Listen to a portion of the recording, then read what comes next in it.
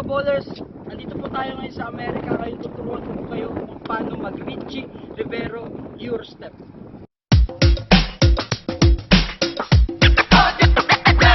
So yung first step natin is yung quick move or isolation. Babatiin sila ng mga ilang move muna. Isolation, isolation, isolation, isolation, isolation.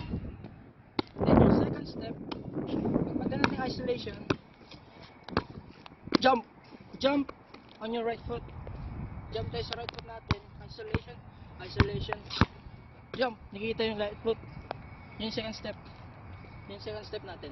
Yung third step natin, pag jump natin dito, pag jump on right foot, land on left foot agad. Quick move. Yun yung mga quick move. Huwag ka na mag-dribble kagad. Huwag ka na mag-dribble. Yun yung third step natin. Last step natin is yung finish. Yung finishing move. Yung tinatawag natin finishing move.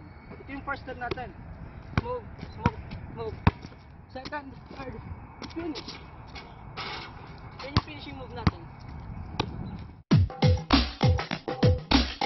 Now, ngayon, ipapakita ko, kanina pinakita ko po sa inyo kung paano yung mga step sa Eurostep ni Richie Rivero. Ngayon, ipapakita ko lang po paano gamitin yung Eurostep na yan sa may kalaban.